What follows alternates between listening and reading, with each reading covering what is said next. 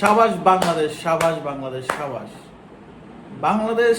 আজকে শ্রীলঙ্কাকে 100-র ভিতরে প্যাকেট করে দিচ্ছে, অর্থাৎ 83 রানের একটা বিশাল বড় জয় এবং লিটন কুমার দাস অবশেষে রানের দেখা পেল। শান্তি। ভাত শামীম 2 রানের জন্য 50 পেল না, লাস্ট ওভারের তড়িঘড়ি ছিল, রান আউট হয়ে গেল। তারপরেও রান হয়েছে বাংলাদেশের 20 ওভারে 177। এই রান করতে যে শ্রীলঙ্কা মনে করেন যে পুরো লেজে গোবর হয়ে গেছে। বাংলাদেশ 83 রানে জিতছে, শ্রীলঙ্কা 94 রানে অল আউট হয়ে গেল।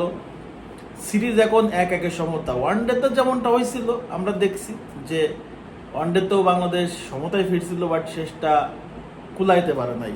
তো টি-20তে বাংলাদেশ জিতে অন্তত সমতায় ফিরল শ্রীলঙ্কাকে। শ্রীলঙ্কার মতো দলের সাথে শ্রীলঙ্কার মাঠে যেয়ে বাংলাদেশ শ্রীলঙ্কাকে 100-র ভিতরে প্যাকেট করে দিল। ফার্স্ট বলি যে টসে জিতে শ্রীলঙ্কা বাংলাদেশকে ব্যাটে পাঠায় এবং তারা মনে করছিল যে প্রথম ম্যাচের মতোই মনে হয় বাংলাদেশ দুমড়ে মুচড়ে যাবে, বেশিক্ষণ টিকতে পারবে না, বেশি রান করতে পারবে না, বা বেশি টার্গেট আমাদের সেট করতে হবে না, বা বেশি রানের টার্গেট তারা সেট করতে পারবে না।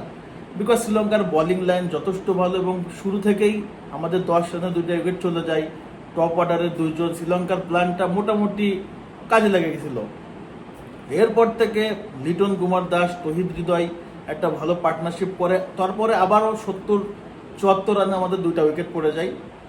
সেখানে মেহেদী হাসান মিরাজ, তহিদ হৃদয় আউট হয়ে যাওয়ার পর এইবার ওইখান থেকে ভাত শামীম অ্যান্ড লিটন কুমার দাস, লিটন দাদা, 2 জন মিলে একটা মানে লং পার্টনারশিপ করে 50+।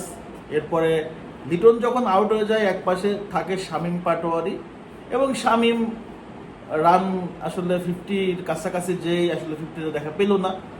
দলের জন্যই খেলছে, 2 জনকে নিজে আউট হইলো, ওদিকে জাকের আলী অনেককে আউট করে দিল। তো শেষে সাইফুদ্দিনের 4-এর সুবাদে বাংলাদেশের রান হলো 177।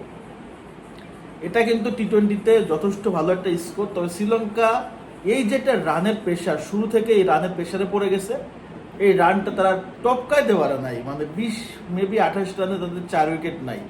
এরপরে রেশাদ আসলো 1 ওভারে 2টা। এরপর থেকে মনে করেন নিয়মিত বিরতিতে বোলাররা আসে এবং শ্রীলঙ্কার উইকেট পড়ে যায়। বাংলাদেশ ফ্যান্টাস্টিক একটা কামব্যাক দেখাই দিল।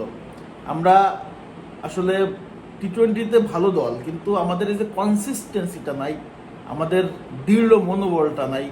লিটন কুমার দাস যে ইনিংসটা খেললো আজকে, দেখেন একটা কনফিডেন্স ইনিংস ছিল, কত দুর্দান্ত শট করছে, 3টা 6 মারছে, দেখার মতো 6। এই যে রেগুলার কিন্তু লিটন এই ইনিংসটা যদি খেলে তাহলে কিন্তু আমাদের বাংলাদেশের ব্যাটিং অর্ডার নাকি চিন্তা করা লাগে।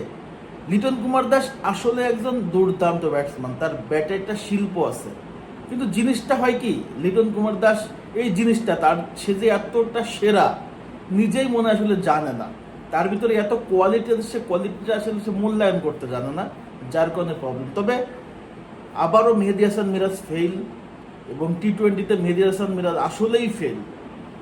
আর এখানে শামীমের আগে কেন মেহেদী হাসান মিরাজকে নামানো হলো, এটাও একটা বড় কোশ্চেনের জায়গা। তবে যাই হোক, ভুল ত্রুটির ঊর্ধ্বে বাংলাদেশ ম্যাচটা জিতলো।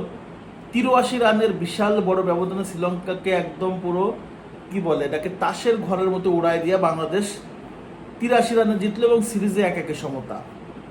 ফ্যান্টাস্টিক উইন বাংলাদেশের, এবং এই জয়টা দরকার ছিল। যখন লিটনের ব্যাটে রান ছিল না, রান দরকার ছিল, অবভিয়াসলি রান দরকার ছিল, শামীম পাটোয়ারির জবাব দরকার ছিল, সেটা দিচ্ছে। এবং বাংলাদেশ মোটামুটি বলতে কি একটা বিশাল একটা জয় পেয়ে গেল। আশা করি নেক্সট টি-20 আমরা জানি না কি হবে, কারণ বাংলাদেশটা আসলে ফাইনালটাই পারে না। তো আজকে জিতে অন্তত একটা সিরিজ সমতায় আসলো, অন্তত শেষটা আমরা ওয়েট করতে পারি যে শেষটা জিতে আমরা অন্তত সিরিজটা নিশ্চিত করতে পারবো। দেখা যাক, সেটা পরের জিনিস। তবে আজকের ম্যাচটা দুর্দান্ত লাগছে, অন্তত ক্রিকেট প্রেমীরা আজকের ম্যাচটা দেখে খুবই এনজয় করছে, এবং বাংলাদেশের এই খেলা দেখে সত্যি অনেক বেশি পরিমাণ আনন্দিত। আজকে লিটন কুমার দাস, ভাত শামীমের দুর্দান্ত পারফরমেন্সটা আপনাদের কাছে কেমন লাগছে অবভিয়াসলি কমেন্টস করে জানিয়ে দেবেন। ধন্যবাদ সবাইকে, আল্লাহ হাফেজ।